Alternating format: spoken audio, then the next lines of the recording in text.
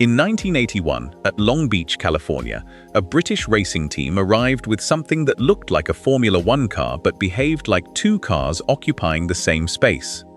Team Lotus was not Ferrari. It had no industrial empire behind it.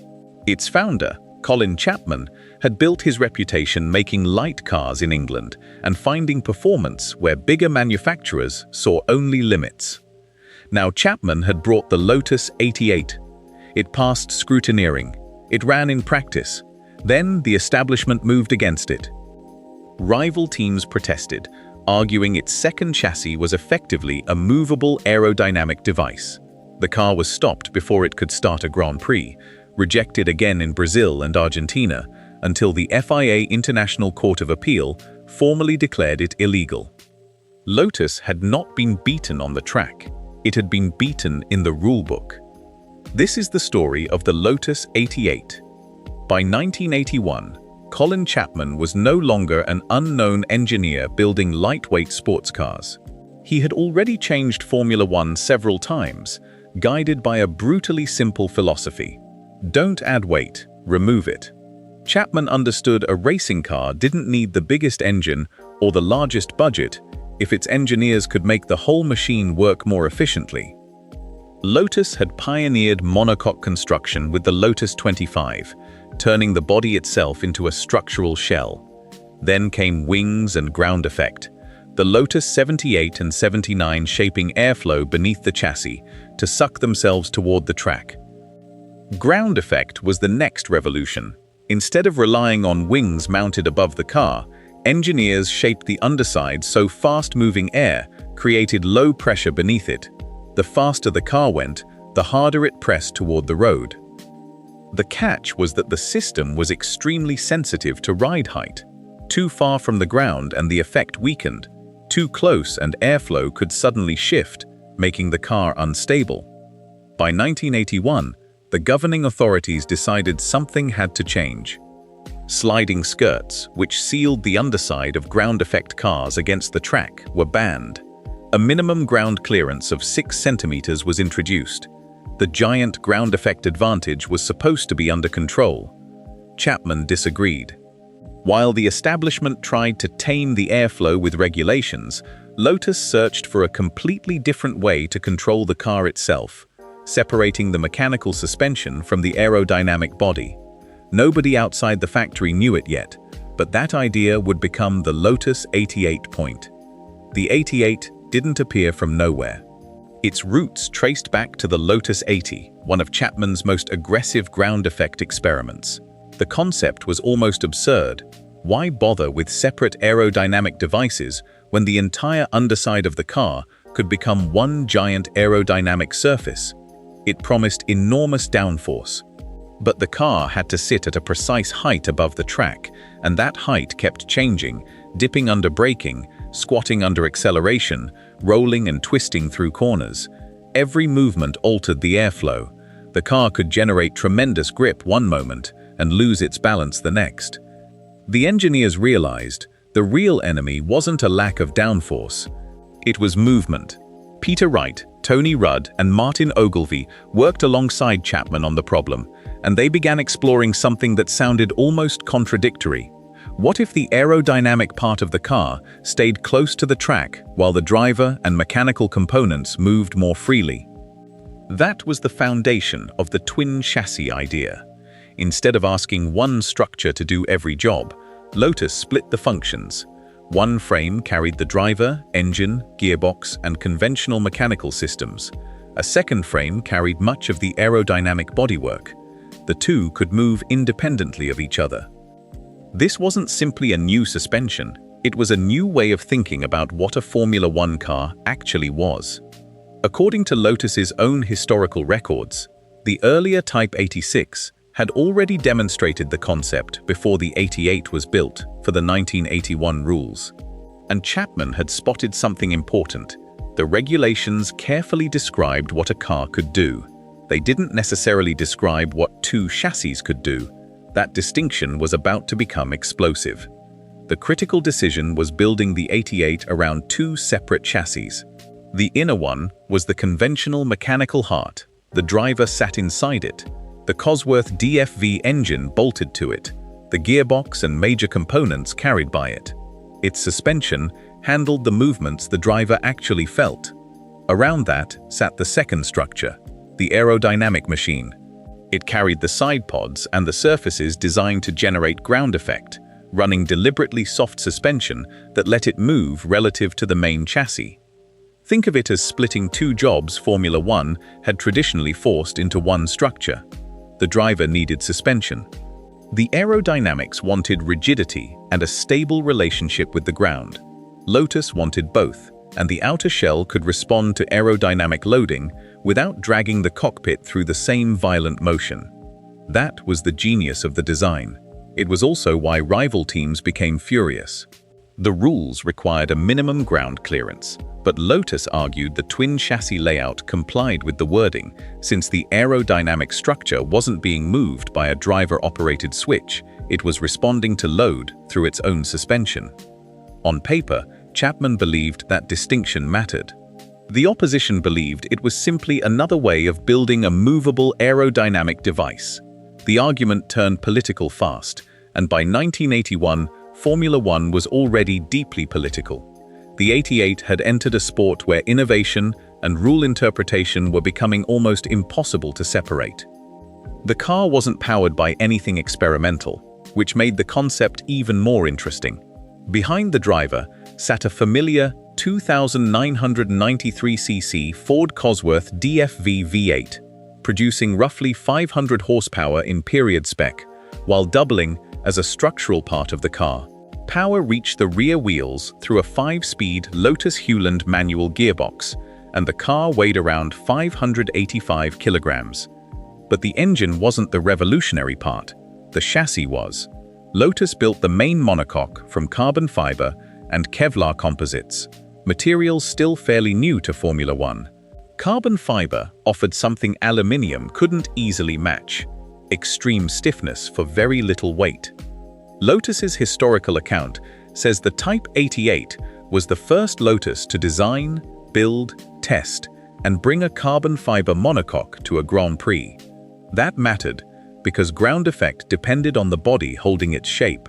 Flex too much, and the aerodynamic tunnels changed the shape, and the downforce changed with it. So the 88 attacked the problem from both sides. The composite structure made the main chassis exceptionally stiff. The separate aerodynamic shell could then do its own job. One part carried the mechanical world, the other carried the aerodynamic world. Two structures, two suspension systems, one car, mechanically simple to describe, but unlike anything else on the grid. Elio De Angelis and Nigel Mansell were the men expected to drive it. De Angelis was already an established Lotus driver, fast and technically sharp, having joined the team in 1980. Mansell was still the newcomer, a future four-time world champion whose Grand Prix career had only just begun. Nobody yet knew he would become one of the most aggressive drivers of his generation. In 1981, his job was simpler: make the strange Lotus go fast. The 88 arrived at the 1981 United States Grand Prix West with an enormous amount at stake. It passed the initial technical inspection, significant, because if the car had been obviously illegal, the argument should have ended right there. Instead, the opposite happened. De Angelis took it onto the circuit in practice, and then the protests began. Rival teams objected to the twin chassis construction, insisting the aerodynamic structure amounted to a movable aerodynamic device. The controversy grew so intense that the car was pulled from the weekend, and Lotus fell back on the more conventional 81. The Grand Prix continued without the 88. Riccardo Patrese took pole for Arrows by just 0.01 seconds over Alan Jones's Williams. Meanwhile, the 88 had already become the most controversial car in the paddock. There was something almost surreal about it. The mechanics had built a sophisticated machine, shipped it across the Atlantic, passed inspection, and put it on track, only to have it parked by a political decision while other cars prepared for qualifying. Period reporting notes the car had been approved by scrutineers before a rival appeal overturned that call. Chapman was furious. He didn't believe his engineers had cheated, he believed they had read the regulations carefully and found an innovative solution inside them. But the establishment wasn't willing to accept what Lotus had built, and Long Beach was only the beginning. 2 weeks later, Lotus tried again at the Brazilian Grand Prix in Jacarepaguá. The 88 returned, and so did the controversy, this time with 6 teams objecting, including Williams and Ferrari. The dispute was no longer between Lotus and a single official. The major constructors were now united against the design. If the 88 were accepted, other teams would have to redesign their cars, spend the money, and admit Lotus had found a loophole they'd missed. While rivals protected their existing designs, Lotus insisted the twin chassis was legitimate. Again, the car was kept out of the race. Nelson Piquet won in a Brabham, fitted with its own controversial answer to the 6-centimeter rule, hydro-pneumatic suspension that let the car sit higher when measured and lower once racing. The irony was hard to miss. Formula One had supposedly reduced ground effect for safety, yet its best engineers were now hunting for increasingly clever ways around the restriction. The Lotus solution was simply the most radical of them, because it didn't rely on a suspension trick. It separated aerodynamic and mechanical functions entirely. Chapman wasn't prepared to abandon it. In Argentina, things got worse. The 88 was rejected before it could properly start its weekend, and Chapman left the circuit in anger before practice even began. The FIA's eventual ruling would make the situation permanent, though Chapman had no idea yet how much of the car's legacy would be shaped by that fight rather than by racing. There's something unusual about the 88's record. 0 starts, 0 wins, 0 podiums, 0 championship points, and yet it remains one of the most famous Lotus cars ever built. It wasn't rejected for being slow. It was rejected because officials judged its method of generating downforce illegal. That distinction matters. The 88 had shown enough promise in testing that Lotus kept fighting for it. Drivers found the concept responsive, though period commentary also noted the car could be unpredictable. This wasn't a perfect machine, just an ambitious one that still needed development. And development requires racing, which was exactly what Lotus was being denied.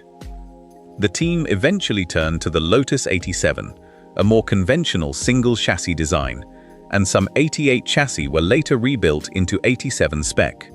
Of the originals, chassis 88-1 is the surviving example most closely tied to the concept, later updated to 88B specification and preserved by classic Team Lotus. That leaves one of the strangest records in Grand Prix history, a car remembered as revolutionary that never completed a single race. It spent more time fighting officials than opponents. The final battle moved from the circuit into a courtroom. After Long Beach, the initial American ruling had found the Lotus structure complied with the regulations, but the dispute didn't end there.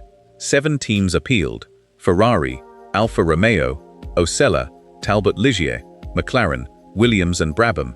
Almost the entire field now had a reason to oppose the design. The FIA International Court of Appeal heard the case in Paris on April 23, 1981, examining technical documents and hearing evidence including testimony from Professor Loth, Vice President of the FIA International Technical Commission. The next day, the verdict arrived. The Lotus T88 twin chassis car was declared illegal and banned from future Grand Prix. The ruling ended Lotus's remaining path to a championship with the 88. Chapman had fought hard because he believed the car complied with the letter of the regulations, but Formula One decided the spirit of the rules mattered more than the loophole he'd found. The confidence that had driven the whole project became its most costly mistake, not financially, but technically. The 88 was finished before it ever got a fair chance to prove itself. What the establishment didn't grasp was that Lotus had already built something that would outlast the ban. The twin chassis was dead. The ideas behind it weren't. Once the 88 was formally banned, Lotus had to move on, developing the Lotus 87 as an immediate replacement. But engineers don't simply discard lessons from an ambitious project. and the 88 had taught the team plenty about composite construction, aerodynamic stiffness, suspension behavior, and the relationship between a car's body and the ground beneath it. The rest of the 1981 season passed without the twin chassis machine. Lotus scored points with its conventional cars, but the team was no longer at the center of the ground effect revolution it had started. Williams, Brabham, and others kept developing their own answers. Ground effect itself wasn't dead. The fight had simply moved elsewhere. Then came the Type 91, which used a composite monocoque and folded lessons from the 88's development into a more conventional design. This time, Lotus could actually race it. In August 1982, at the Austrian Grand Prix, Elio De Angelis gave Lotus its final victory under Chapman's leadership, beating Keke Rosberg by just 0.05 seconds in one of the closest finishes in the sport's history. That win belonged to a different car, but the path to it ran straight through lessons learned from a machine banned before it ever raced. Then came the tragedy. Colin Chapman died of a heart attack on December 16, 1982, aged 54. He never saw the active suspension revolution his engineers would later pursue, and he never saw how many of the ideas explored on the 88 would become standard parts of Formula One engineering. The car had cost him a bitter political fight, but it also left behind knowledge that couldn't be banned. The 88 never won a Grand Prix. It never even started one, but the deeper story is what happened after it disappeared.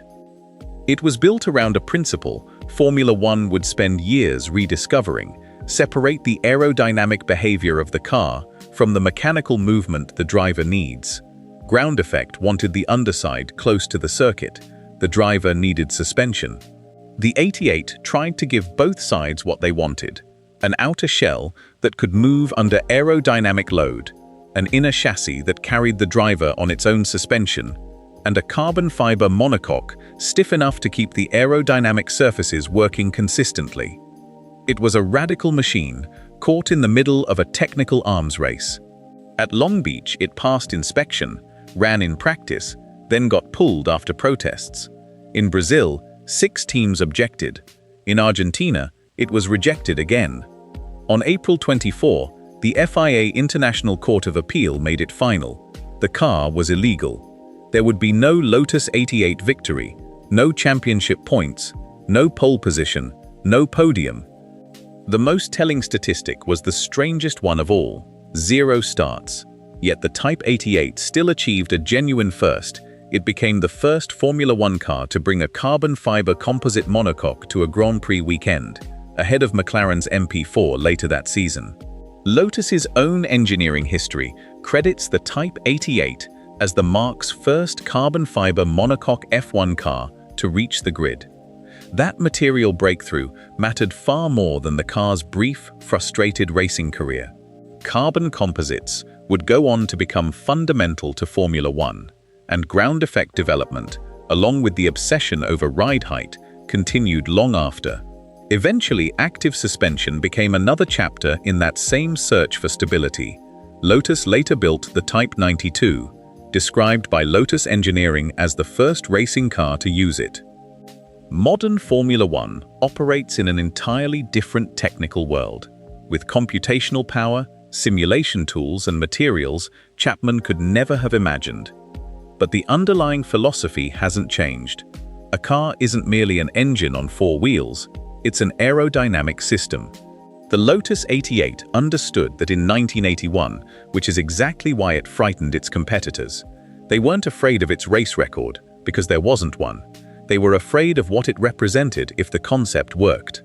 The establishment called it a loophole and ruled it illegal, yet its ideas spread through the sport anyway. They stopped it from racing, but the surviving car remains a physical reminder of what Chapman was trying to build: a machine that obeyed the letter of the regulations while pushing every possibility those words allowed. Officials closed the door. They couldn't close the idea behind it. The Lotus 88 remains one of Formula One's great unanswered machines. No victory, no points, no championship, almost no racing career at all. Yet it helped mark the beginning of the composite era and pushed engineers toward a far more sophisticated understanding of aerodynamic control. It lost the argument. It lost the races it never got to enter. But it won something more permanent. Proof that in Formula One, the most dangerous car isn't always the one that wins. Sometimes, it's the one that makes everyone else change the rules. If this changed how you think about Formula One engineering, subscribe. More coming soon.